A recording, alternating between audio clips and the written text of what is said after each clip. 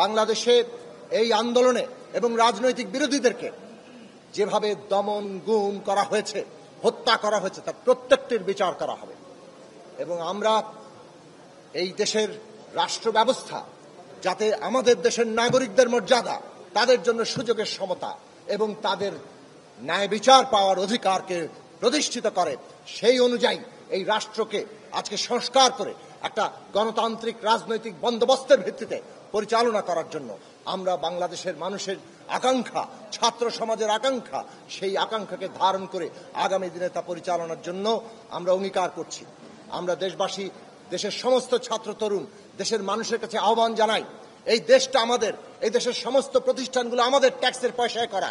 কাজে কোনো ভাঙচুর, কোনো রকম অরাজকতা তৈরির যারা চেষ্টা করবে তাদের ফাঁদে আপনারা পা দেবেন না।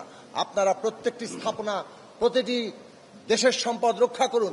শান্তি শৃঙ্খলা ফিরিয়ে আনা দরকার। ফ্যাসিস্টদের মতো আমরা আচরণ করতে পারি না। ফ্যাসিস্টরা যা আমাদের সাথে করেছে, জনগণের সাথে করেছে, তাদের মতো ব্যবহার আমরা মানুষের, নাগরিকের সাথে করব না। সেই জায়গাটা থেকে আমাদের সকলকে শান্তি শৃঙ্খলা ফিরিয়ে আনতে হবে। যারা সুবিধালোভী, যারা নানান রকম সুবিধা নিতে চাইছে, যারা নানা ধরনের পরিস্থিতি সৃষ্টি করতে চাইছে, সেই রকম পরিস্থিতি সৃষ্টি করতে আপনারা দেবেন না। ঐক্যবদ্ধ থাকুন, শান্তি শৃঙ্খলা ফিরিয়ে আনুন।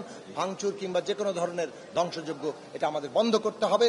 এবং আমরা আশা করি এই বিপ্লব, এই যে গণ অভ্যুত্থানের মধ্য দিয়ে যে সরকার গঠিত হবে, তারা প্রত্যেকটি দায়িত্ব নেবে। আপনাদের সবাইকে ধন্যবাদ। ভালো থাকবেন।